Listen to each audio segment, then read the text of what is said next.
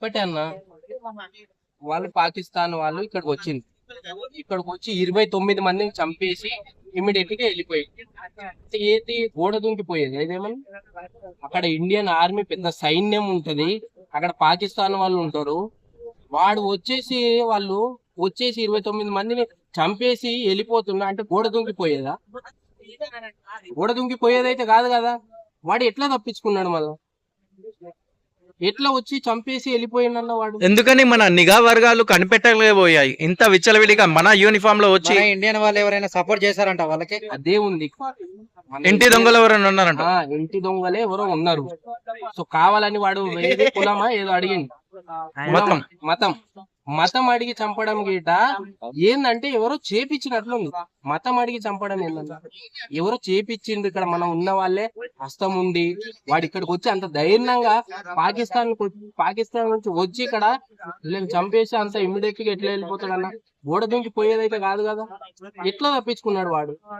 అంటే వీళ్ళు మతం అడిగి చంపడం ఏంటంటే ఇక్కడ ఉండే వాళ్ళే ఎవరో చేపించినట్లుంది. నేను ఒకటే చెప్తున్నా, మోడీ గారికి ఏం అంటే కేవలం హిందువులను చంపడం ద్వారా ఇక్కడ ఉన్నటువంటి హిందూ ముస్లిం కి గొడవ పెట్టడానికి పెద్ద స్కెచ్ చేసినట్టు అనిపిస్తుంది. అది గిట్ట ఉంది ఒకటి. నేను మోడీ గారికి ఒకటి ఏం చెప్తున్నా అంటే, హిందూ ముస్లిం ఇక్కడ బాగానే ఉన్నారన్న, కాకపోతే ఏదో మత కల్లోలం పెడదామని వాళ్ళు అనుకున్నారు. మళ్ళీ ఏ ఉద్దేశమో తెలియదు. కానీ నేను మోడీ గారికి ఒకటే చెప్తున్నా, లేపేస్తే పాకిస్తాన్ లేపి పడేయండి. మోడీ గారు ఆహ్వానం ఇవ్వాలి, ఇండియన్ ఆర్మీకి ఆహ్వానం ఇవ్వాలి. ఇండియన్ ఆర్మీకి ఆహ్వానం ఇస్తే మోడీ గారు ఒక మాట చెప్తే పాకిస్తాన్ ని లేపి పడేస్తారు. ఇండియన్ ఆర్మీ అంత సత్తా ఉంది ఇండియన్ ఆర్మీ. ఇండియా పాకిస్తాన్ కి ఇప్పుడు యుద్ధం ప్రకటించాలంటావు? 100%. తాడో పీడో తెలుసుకోవాలి. ఉంటే నువ్వు ఉండి, లేకపోతే నేను ఉంటా. ఆల్రెడీ పాకిస్తాన్ ఆర్మీ చీఫ్ అయినటువంటి వ్యక్తి బంకర్లకి వెళ్లి దాచుకోవడం, అతని ఫ్యామిలీ మెంబర్స్ బ్రిటన్ కి తరలించడం, ఇవన్నీ చూస్తుంటే పెద్ద స్కెచ్ వేసినట్టు అనిపిస్తుంది. ఏ స్కెచ్ ఉన్నానన్నా, నేను ఒకటే చెప్తున్నా, తాడో పేడో తెలుసుకోవాలి. పాకిస్తాన్ వాళ్ళని లేపేయాలంటున్నారు. ఎడారి అయిపోతుంది. ఇండియన్ ఆర్మీ కలుసుకుంటే పాకిస్తాన్ ఎడారి అయిపోతుంది.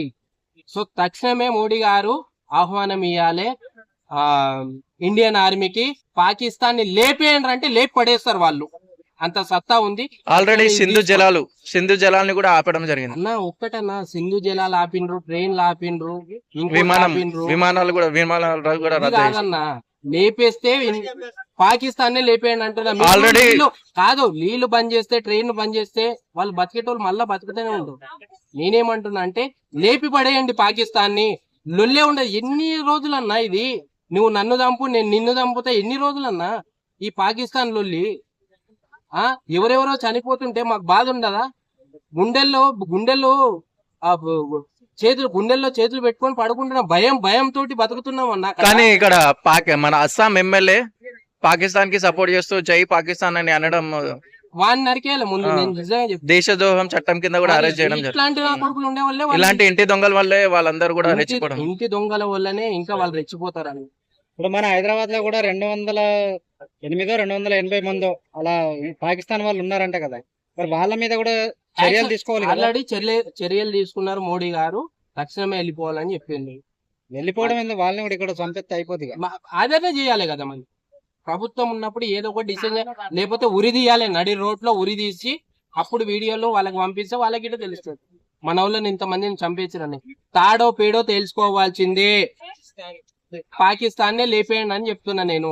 వాళ్ళ శత్రుశేషం లేకుండా చేస్తే అయిపోతుంది. మళ్ళీ ఇలాంటి ఘటనలు, వాటర్ పంపించడము, లేకపోతే వాటర్ ఆపేయడము, ట్రైన్లు ఆపేయడము, విమానాలు ఆపేయడము, లేకపోతే ఫుడ్ కు సంబంధించి ఏదన్నా ఇది కాదన్నా.